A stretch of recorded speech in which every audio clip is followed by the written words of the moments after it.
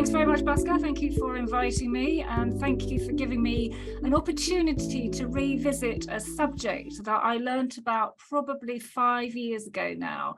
And this, I actually presented this at APMP UK conference in 2017, so that is 5 years ago. But you know, many things endure, and this whole concept, I mean, it's been around for many, many, many years. So I'm going to introduce you to the concept of the curse of knowledge, and explain, if I possibly can, its relevance to the world of proposal writing. And I'm doing this via a sort of a little medium of sort of an analogy with the whole curse theme. So you'll get some references to potions and cures and all sorts of interesting things. So it's a light take on what is probably quite a serious subject. So let's sort of get going with it and see how we go. Content-wise, we can probably take this through half an hour, 40 minutes, and then we can have a little bit of time for questions. But let's see how we go. So let's make a start. If I can get my machine to work. There we go. So the curse of knowledge. So what is the curse of knowledge? Well, I came across this when reading a book by a gentleman called Steven Pinker. Some of you may know Steven Pinker. I've read his book from cover to cover, this particular one called The Sense of Style. It's a good read, and it's worth having on your bookshelf if you are in the slightest bit interested in writing, which obviously I am. So Steven Pinker describes the curse of knowledge as here on this slide. The main cause of incomprehensible prose is the difficulty of imagining what it's like for someone else not to know something that you can all read.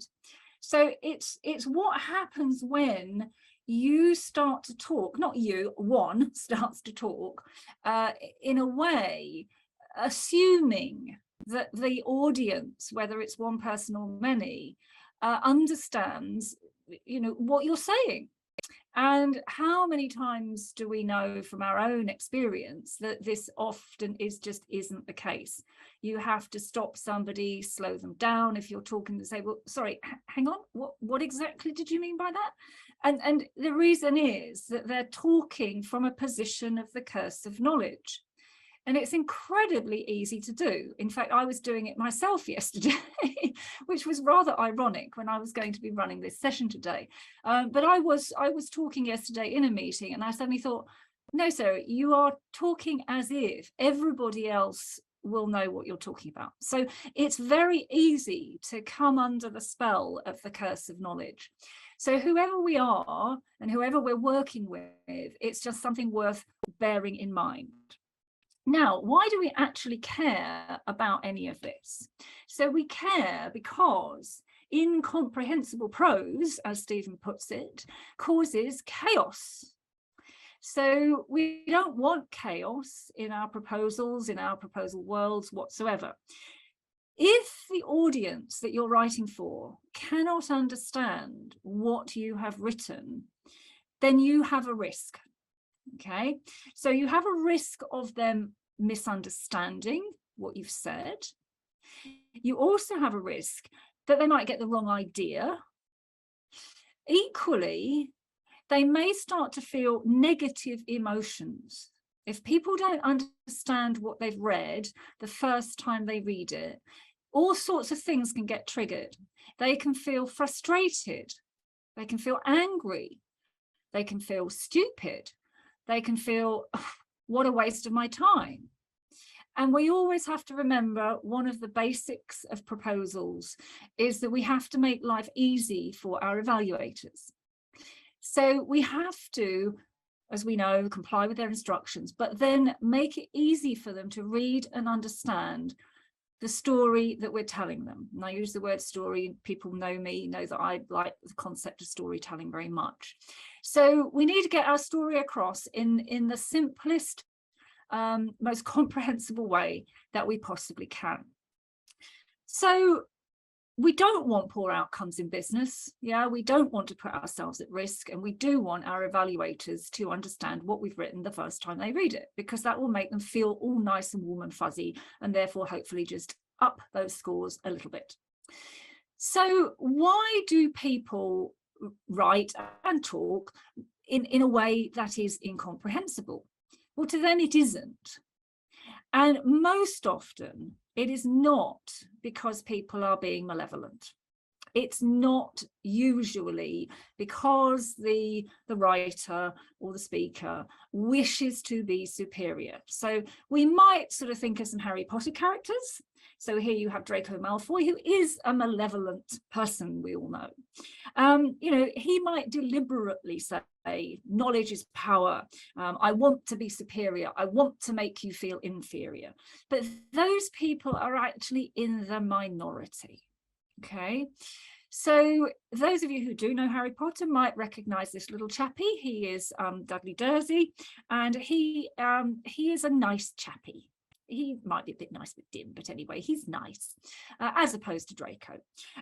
So he might just not realize that he's got a problem. So Dudley Dursley is a bit dim, as I say. He's nice, but he perhaps just does not realize that he's causing an issue.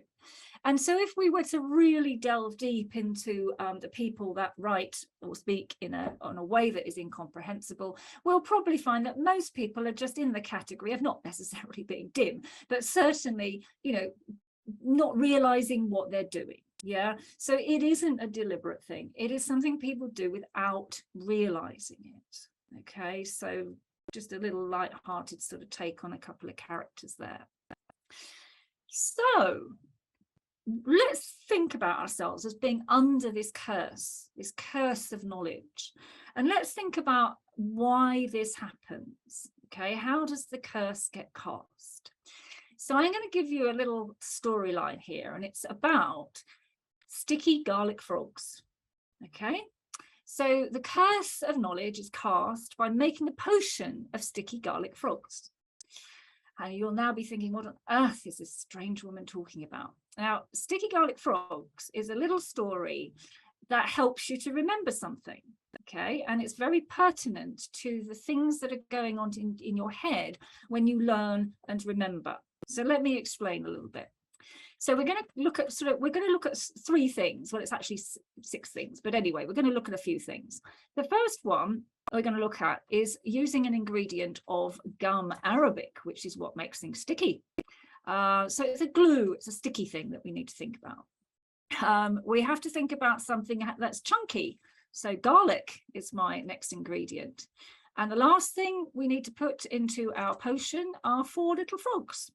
So we're going to explain what each of these ingredients is in the concept of casting the curse. Okay, it's a potion that gets mixed up that you drink and you turn into somebody who is cursed. So let's think about this. Let's think about first about something called functional fixity. So this is my stickiness, my fixity. Okay. What we're talking about here, if you're sticking with me so far, is we're thinking about the fact that people very often fall into the trap of thinking of things in terms of function rather than form. Okay, so let me explain that one a little bit further. So I'm going to give you the example of a plate. Okay, I've got a plate here. Yes, just a simple white plate. Okay, there's one on the screen as well. Now, the natural reaction to most people is, well, what is a plate? So a plate is a thing that you eat your food off, okay? It sort of contains the food, it helps you sort of, it sort of stops you making a mess everywhere, yeah, on your table or your mat or whatever. But that's the function, if you like. That's thinking about a plate in a functional way, okay? Now, if instead we think of the form of the plate, okay, what is a plate? A plate is a fairly flat surface. It's hard, it's washable, and it's you know, it's just there's a number of facets to it, okay? So what we need to think about is maybe what are the other things you could do with a plate rather than just have a meal off it. And you could sort of think of it as, you know, a template to draw around, for example. You could perhaps think of it as, you know, making a scarecrow or a model. It could become the face and you could draw a face on it. You could maybe build it into some sort of sculptural thing like a pendant or chandelier or something like that. There's lots of different things that you can do with this. It's not just a thing to eat your dinner off or your sandwich or whatever. So we sort of think, well, why does this matter in the world of proposals, this concept of function versus form, and this the idea of this plate, or whatever analogy you want to come across? So the reason it matters is that if we're talking or writing and we're automatically assuming that the other person is interpreting the thing in the same way that we are, then we are making an assumption about understanding.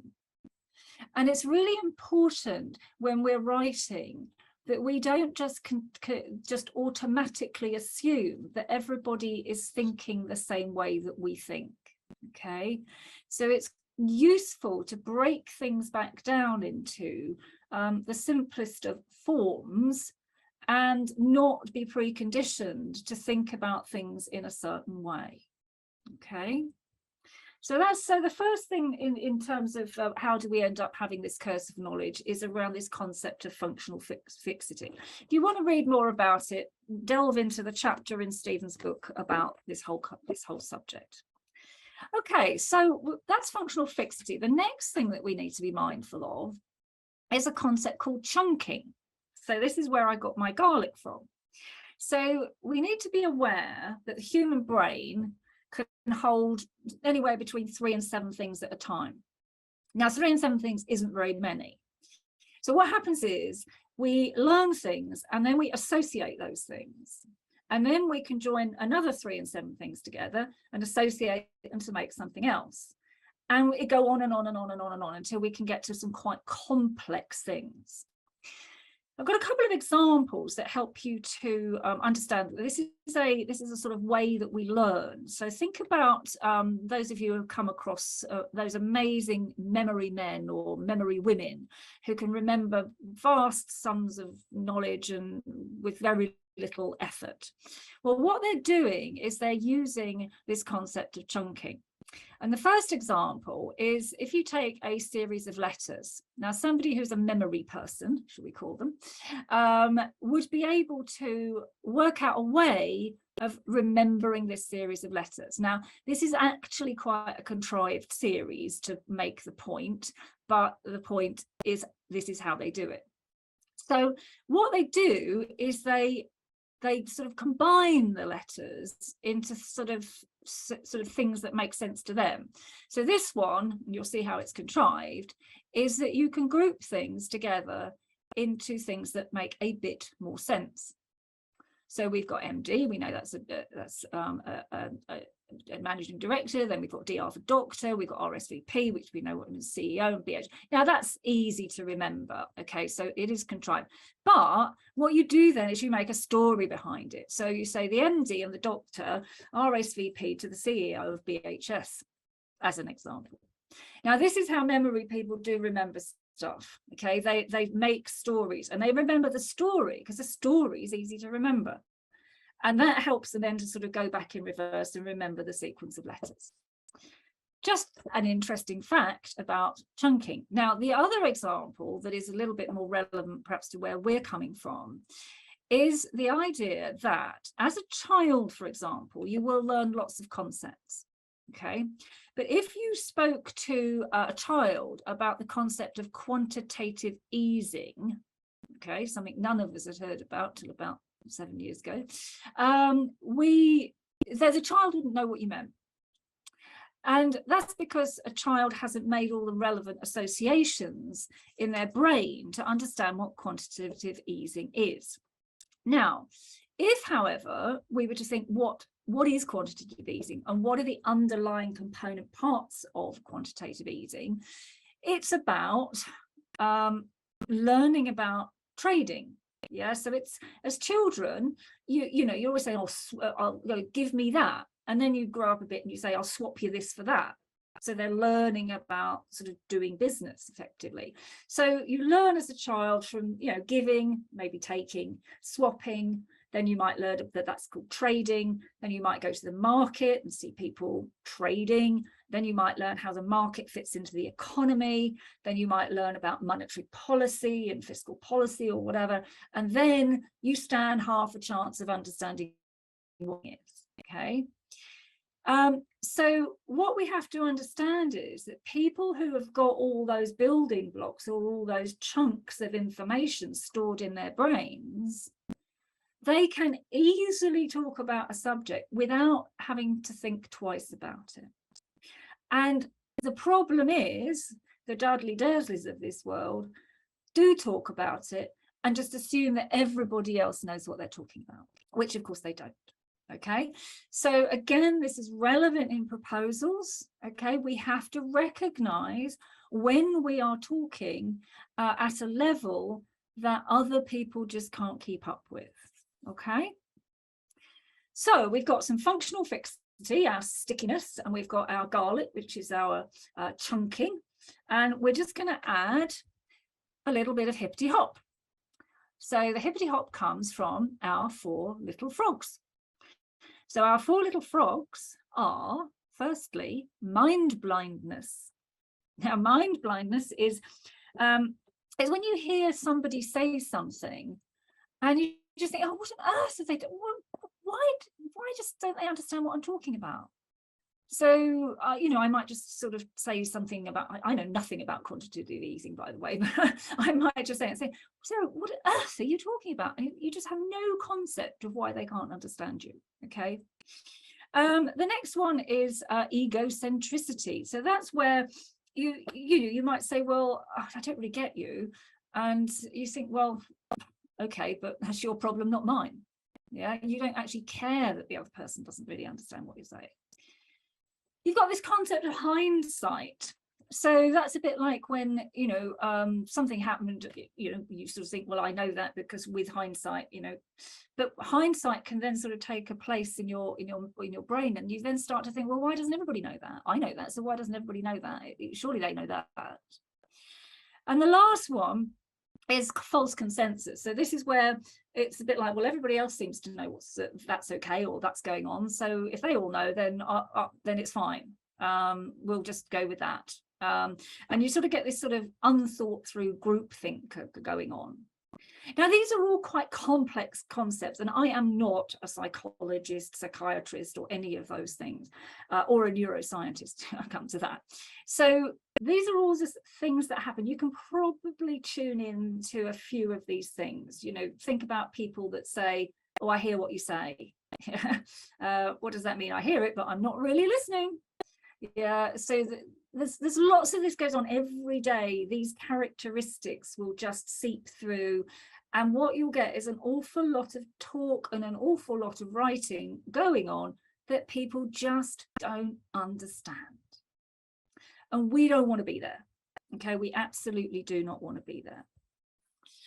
So if we take our glue and our garlic and our little frog's paw things, and we stick them into a cauldron and we brew them all up and we drink them, then we will probably be under this amazing curse of knowledge, which we don't want. So how do you know if you're cursed? Okay, now you are cursed if you have one or more of the following symptoms. And there's a few things going to pop up on the screen here, and we're going to deal with each one of these one by one. So we're going to look at jargon, we're going to look at clutter, we're going to look at abbreviations and acronyms, and complexity, and abstraction, and wooliness, and incoherence. And our last one is gobbledygook. So we're just going to take a little look at each of these things, and we're going to look at some examples of each of these things and some cures for each of them. Okay.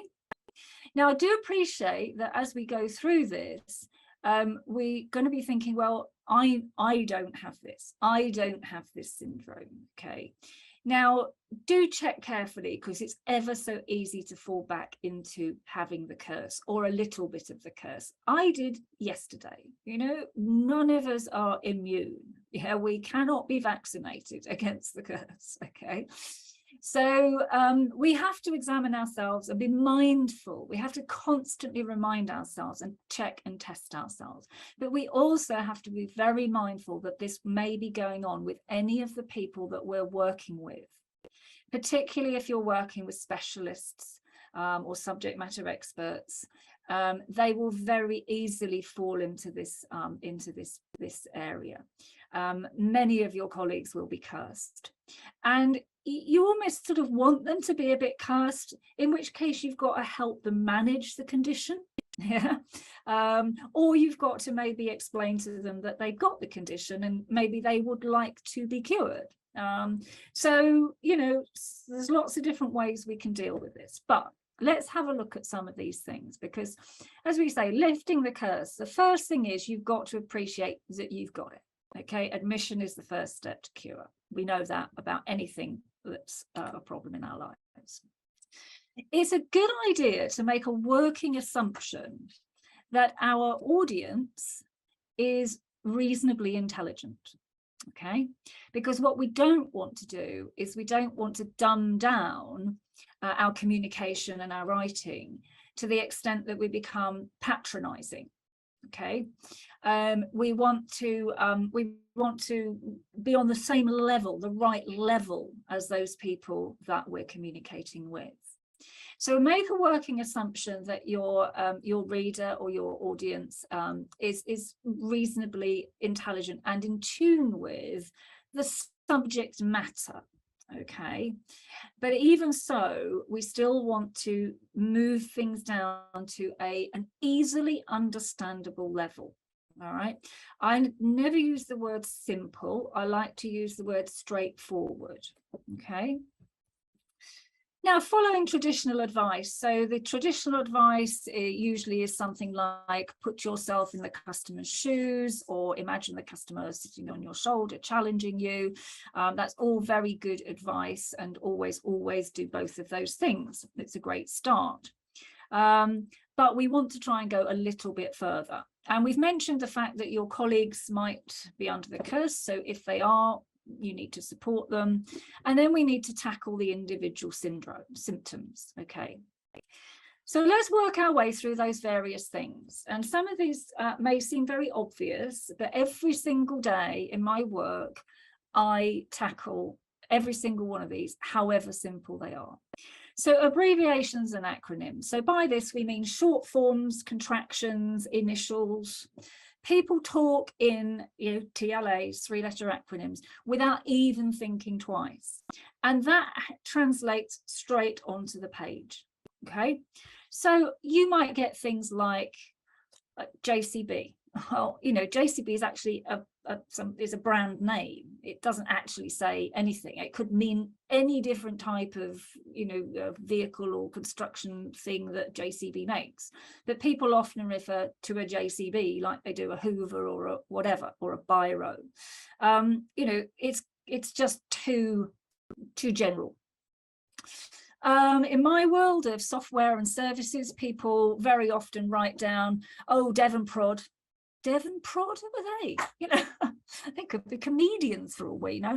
It means development and production. So I'm forever writing development and production.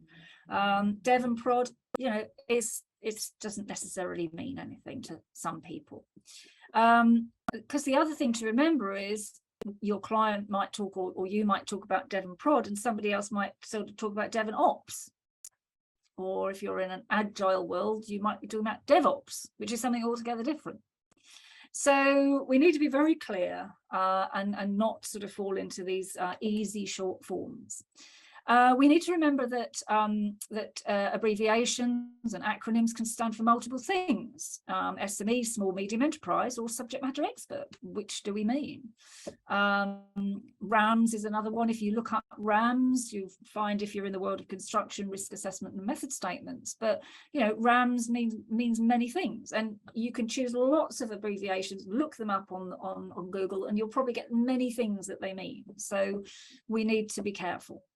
And then the lazy ones, these are my pet hates, e.g., i.e., and etc. And my pet hate is where people say e.g., blah, blah, etc. So they are valid short forms, but in a proposal, even if you're word constrained, they are a little bit lazy.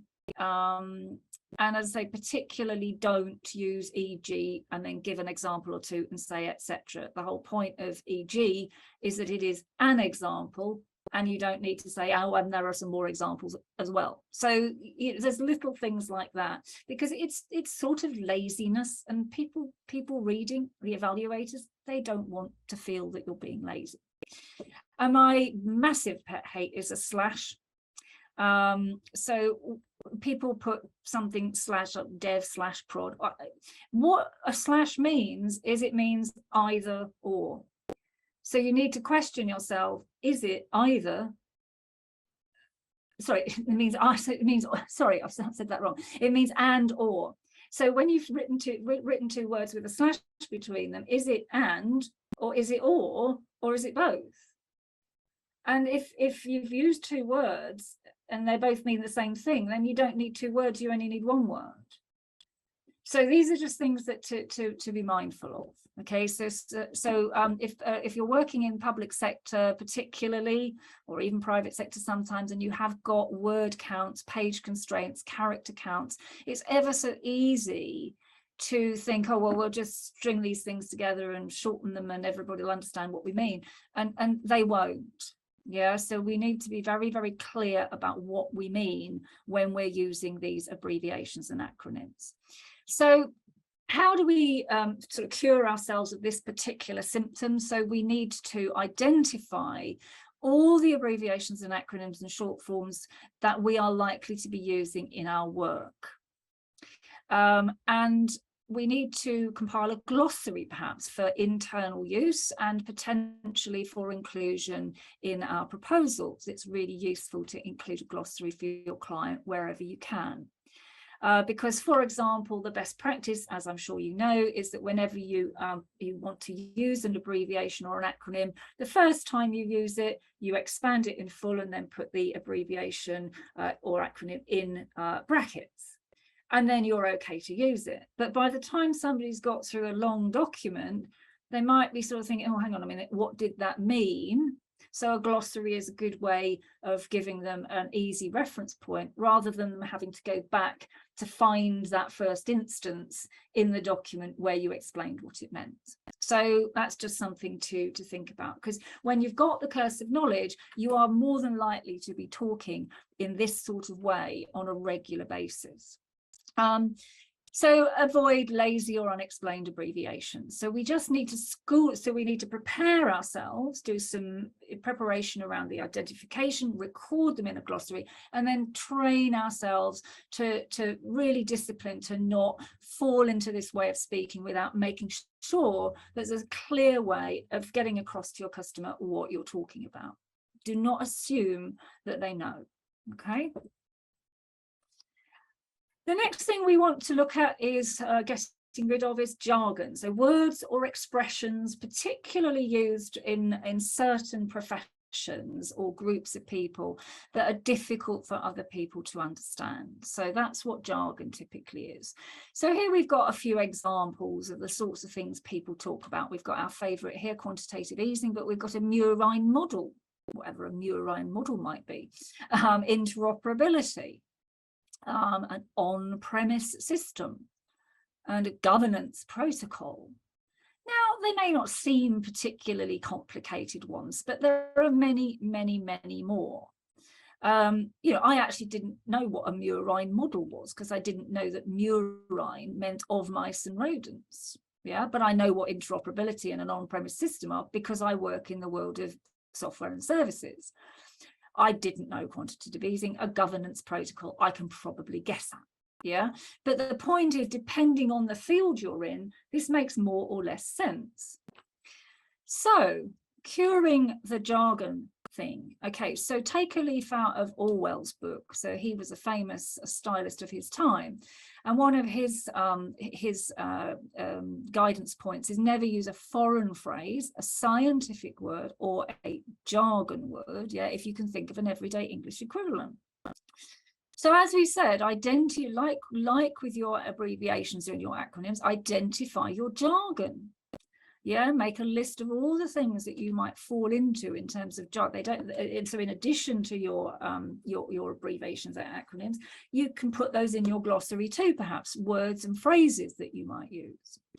And then when you want to use a jargon phrase, and you should say to yourself, will my audience understand this phrase? Okay, so I used to work, for example, in a secure solutions company, and we sold interoperability solutions. And we used the word interoperability hundreds of times a day, but so did our clients and our prospects. And that's what they wanted. So we were okay to use it. But if you wanted to talk about it as just a way, a concept in describing a more general integration situation, it might not be quite such a good word to use. So the way that one can explain a specialist phrase is to use it, explain it, yeah, give a couple of examples, and then it's clear. So as we've got here, the ABC Gateway allows secure interoperability. This means you can connect different systems and securely transfer data. For example, you can move blah to blah. Okay, and it's fine to use words like this means. It's clear. Here I've said something. What this means is this. Okay, it's not an issue to say this means this. Yeah, you're just helping somebody to understand a difficult concept. Okay. Right, the next one, clutter. So clutter is about using needless words. I'm going to refer now to another of my favorite books, which is Elements of Style by Strunk and White, Professors Strunk and White. This is an older book on style, and some of it is possibly a little bit traditional. Maybe some people would say it's a little bit outdated in places, but Strunk and White I still like. And Rule 17 will come up in a minute. Rule 17, omit needless words. So let's think about things. We often clutter up our writing by using more than one word when one word will do. We often like to use what I call pretentious alternatives. We're trying to sort of big up something when we just don't need to. We can sometimes lapse into that horrible sort of business speak world, which is nobody really likes. There's so much joking goes on about business speak and terms that are used. And then there's the concept of unnecessary adverbs and adjectives. I think there was a study done, or research study done, on use of adjectives and adverbs, and they did research into multiple different types of pieces of writing, and they found that the most effective writing contains the least adverbs and adjectives.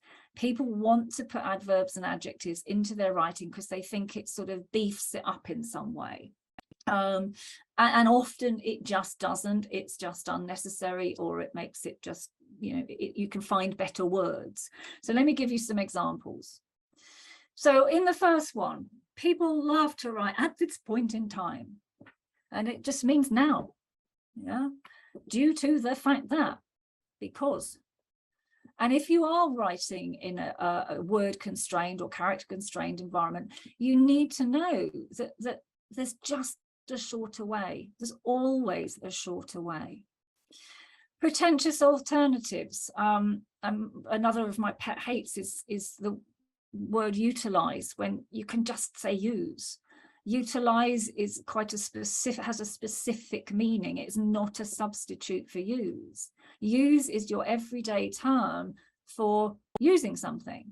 Utilize is a much more specific. For example, if you work in the world of consultancy and you are measuring the amount of time a consultant has been used to do A versus B versus C, you may talk about their utilization. But it's not a substitute for use on an everyday basis. And let's face it, it's got more characters. So you don't want to use it if you're in a character constrained environment. Business speak, yeah, pushed the envelope, yuck, thought of new ideas, yeah, paradigm shift, fundamental change. Every time you're tempted to use that sort of language, realize that it might just be rather cringy for the reader, yeah, because people make so many jokes about things like this. So try not to fall into that trap. And then we come back to unnecessary adverbs and adjectives. Yeah, smile happily. Well, that's what we call tautological. Yeah, you don't smile unhappily, I suppose, unless you're putting it on. But for example, smile on its own is fine, or you can use another word. We have very, very rich languages. And in English, you know, beam, she beamed, he beamed. Yeah, it means, you know, a really broad smile where the whole face lights up, you know, and it's a better word if you want to really describe something. So, you know, get descriptive. Tall skyscraper, well, you don't have short skyscrapers. Run fast, yeah, well, running is by its nature fast, so sprinting would be a better word. And another of my pet hates, very. How many times do people put very this, very that, very the other? It's a really overused word. I take all the verys out of any proposal I get to look at that I haven't written, because it wouldn't be in there in the first place. And I think, do I need this word? Do I need very? Is it really contributing to what I'm trying to say? Is there a better way of saying it without using very? Because very is, you're trying to be superlative. So is there a verb or a word that is more superlative than the one you've used, so you can get rid of the very? Because very just becomes boring after a while. Yeah, and you don't want boring writing. So just to recap some of the cures then: omitting needless words, drunken white rule 17, set yourself limits. So if your customer hasn't given you a word or a character limit, you want to set yourself limits, and then learn to write tight, okay?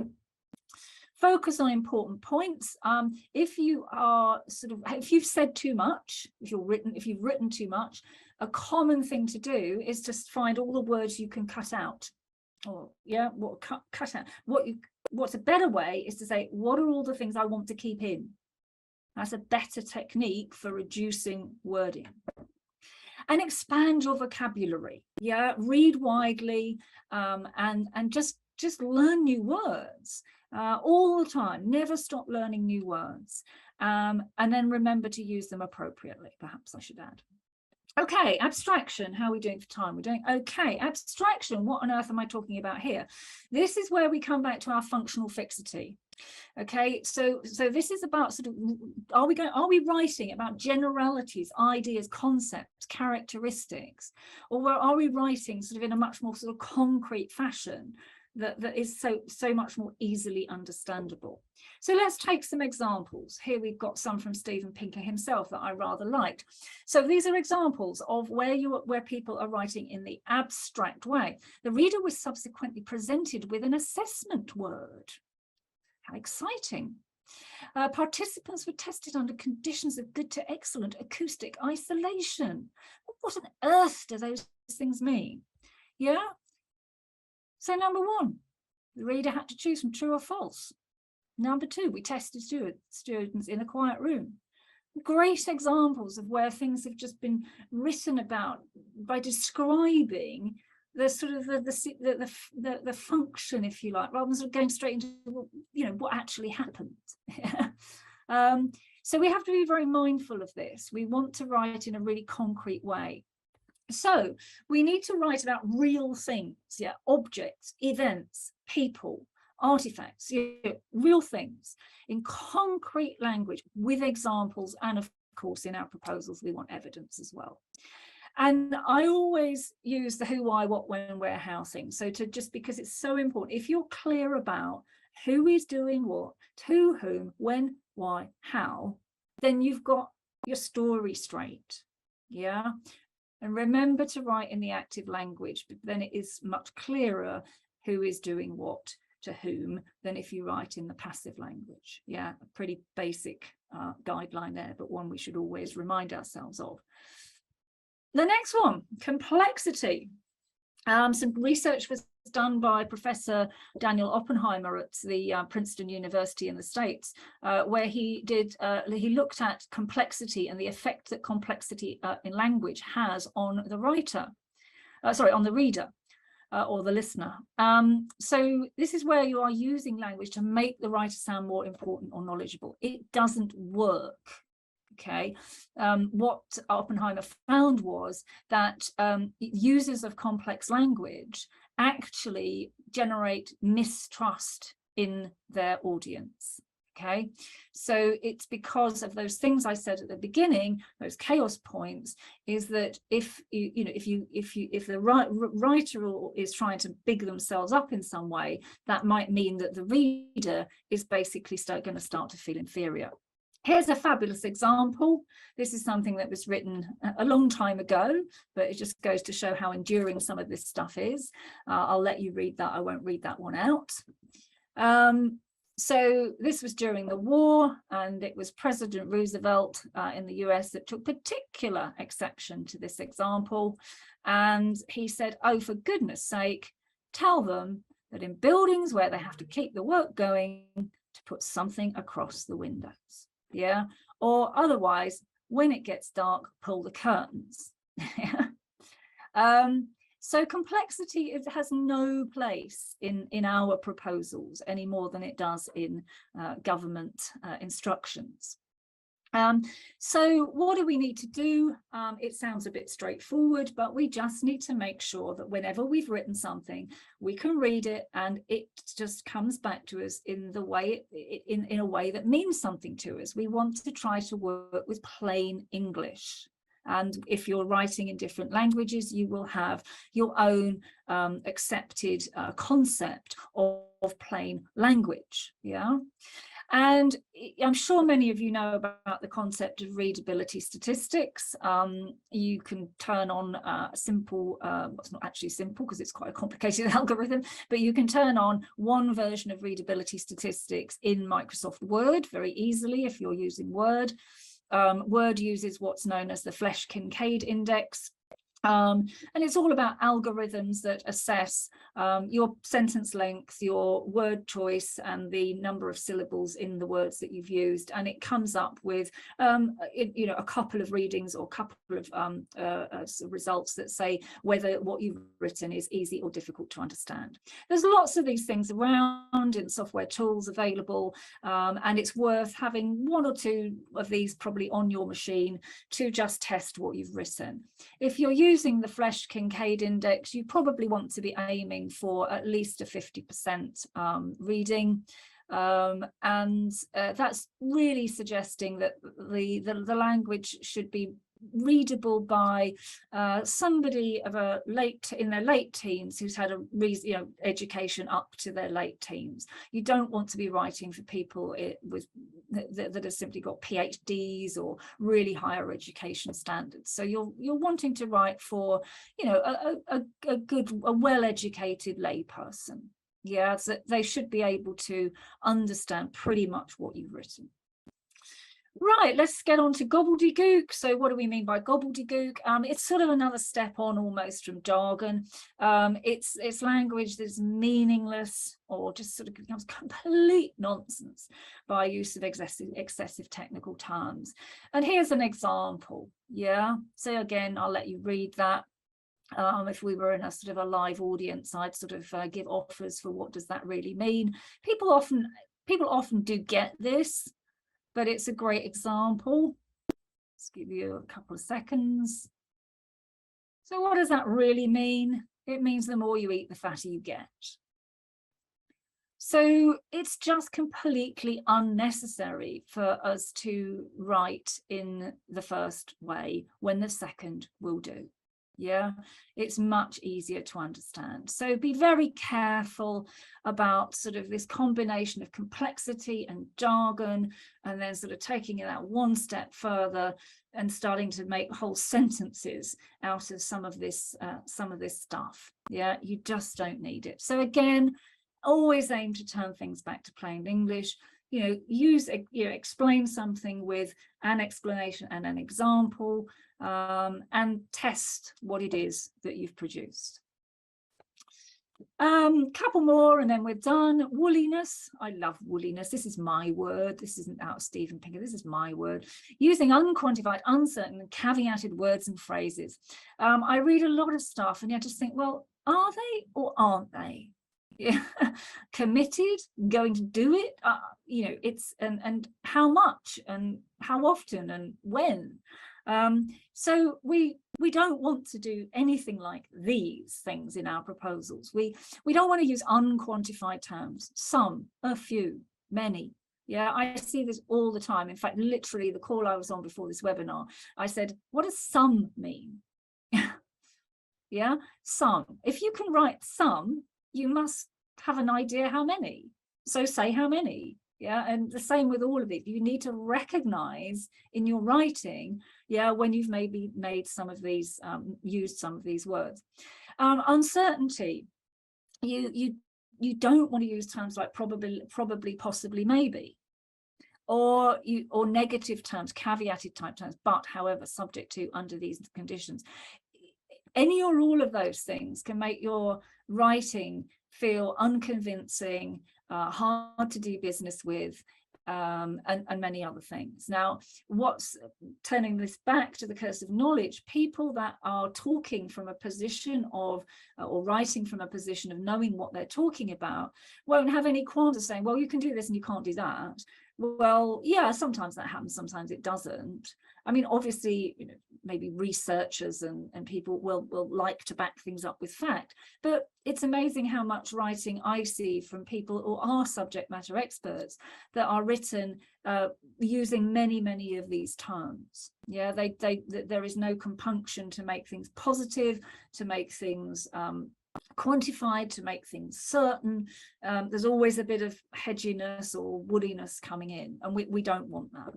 So we need to quantify everything we can, the results, the outcomes, the benefits, the commitments that we're making. We need to, turn uncertain wording into certain, or move it into the terms and conditions, and then talk in a positive way. And always switch negative words to positive words.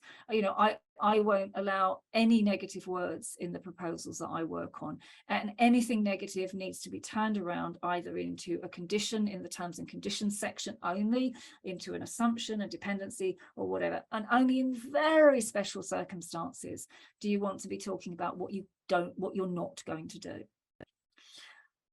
Okay, last one, incoherence. Yeah, so this is where we end up with rambling, disjointed writing without logical or meaningful connections.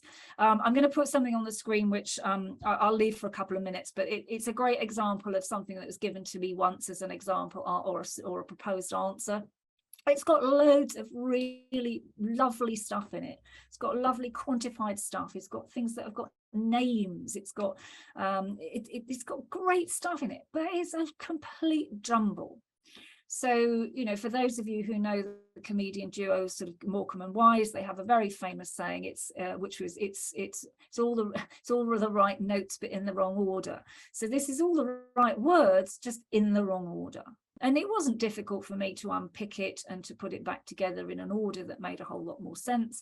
But it's just a lot of jumbled thoughts with no coherence. So what do we do in this situation? We need to always think of our writing as a story.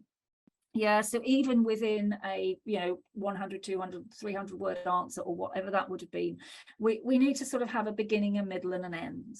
And we need to let things to flow well. And so we want to use content plans to structure our narrative. And we need to have this flow, whether it's situation, problem, cure, benefits, proof, flow, whatever flow you like, whatever flow works for you, get it going and then use it consistently if you're doing Q&A responses in a proposal. Just have a nice consistent pattern, because consistency sort of breeds reliability, or gives a suggestion of reliability, which is a very persuasive concept. So, gosh, that's a lot of things that we have to do. So we know that we're cured when we start to have a flowing story, we start to have a jargon-free narrative, uncluttered narrative. Yeah, we need to have a glossaried submissions. We need to have straightforward language, as we've said. We need to work with plain English or plain language if you're not working in the English language. And we need some concrete stuff going on in terms of quantified benefits, concrete, easily understandable, tangible benefits, concepts, etc. So if you can achieve all of that, then you're getting a long way to knowing you're cured. But let's say you think you've got all of that right. So never forget the curse can return. I've already explained that that's happened to me. Never stop learning about writing style, never stop learning new words, new vocabulary. Always self-edit ruthlessly. It's very hard to review our own work, but do read your work, do challenge yourselves, do challenge each other. Yeah, use peer reviews and read reviews to make sure that everything's read once, twice, 3, 4 times, so that everybody understands it. And use people that aren't necessarily quite as familiar with the language that you're working in every day. And that's where people like me, a nice white witch, and people like Basker and all of our colleagues in the proposal world are often very helpful, because we can bring an independent view, and we can look at things and say, does that make sense? Does that give us a flowing story? Do I really know what's going to happen if I buy this product or service? And that's the end. And I always finish with a stellar piece of writing. I haven't written this. It's got nothing to do with proposals, but I love it. And I'll leave that on the screen for a minute. But what you can spot in there is you can spot some lovely, vibrant language. You can spot some real concrete stuff, some quantified things, some short sentences, some long sentences. And it's a piece of writing that really, really just gives you a feel for what's going on, what's happening. You're not really in any doubt as to what's going on in this particular piece of writing. And I just like it. So I thought I'd use it. And if you don't know where it comes from John Steinbeck's Sweet Thursday. And that is it. So I think we might just have time, 4 minutes for questions. Sorry, I went on a bit. No, sir, I think that's absolutely brilliant. Again, thank you for staying still long. And I know we have 5 minutes to close, but did you enjoy Sarah's presentation? If you have, please share your love to Sarah in the chat. That's first thing. The second one is, I know this could be slightly over, because I know, it's, line by line, what Sarah gave us is pretty much a blueprint of how you can do editing for your written document. Either you self-edit or you ask for help. And again, it's so kind of Sarah to benchmark her with me. There's no way, don't even call me, please do call Sarah. So English is not my first language. I can pretend I know, but the way legends like Sarah approach it will be very different. So please, very first thing is, if you enjoyed today's presentation, say your love to Sarah. And the second one, which I want to share with you is, I know Sarah shared a lot of things. You might have a lot of things to do, but what's that one thing that you learned from this talk today that you're going to do? Because I have few things, and even on the chat, that I've changed the way that I approached my own writing now, because yes, I do use the word cues as QS. I've written it questions for the first time. This is my 42nd talk hosting a guest. Sarah made me change. So, what is that one thing that you're going to take it back to your real life that you learned from today? That's something that I'm sure Sarah will be interested to know. And please do follow Sarah on this. And any questions, drop it, because we have 3 minutes and I'll open up Scribble Quiz straight away now. So what's the one thing that you learned from this talk? And let's keep it going. And in the meantime, get closer to the screen, and I will ask the questions. Are we ready? And now thank you for the last people who are staying. You know the drill.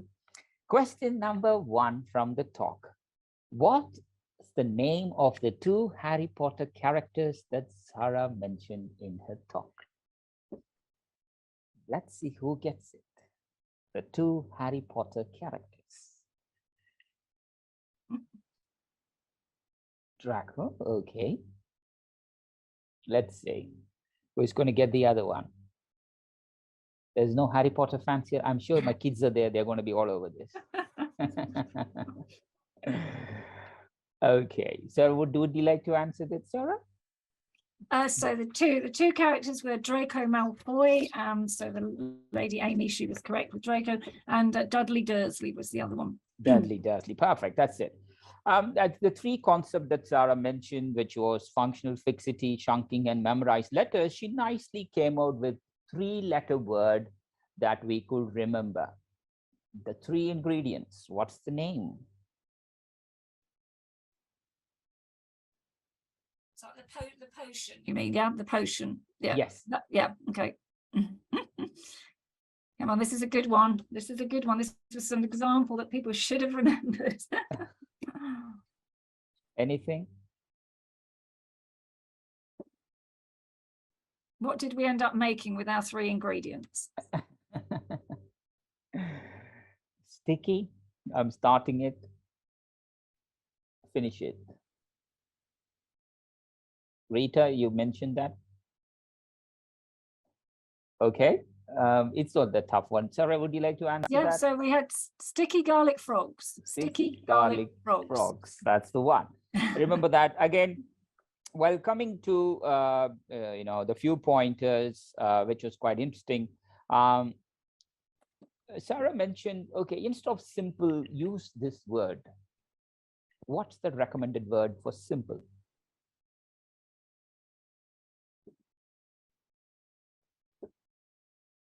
I know it's getting to the dot. Anyone? The question is, Sarah mentioned, if you are using the word simple, instead use this word. It's fairly dash. Getting worried nobody was listening, Bhaskar. I know. Or maybe something. I think there were people coming in all the way through, weren't there? So maybe ones at the beginning were not the same ones at the end. But no, because this is very, very, I wouldn't say dense topic, but this is very, very deep, Sarah, because I found it very interesting. Because you think you know English, but when you open up things like this, it kind of opens up, my God, how much do I need to learn to keep it? And I was writing heavily. So it's, instead of simple, it's straightforward. That's it. So again, the clutter where we talked about laziness and stuff, which is where I learned my point. What book did Sarah refer to?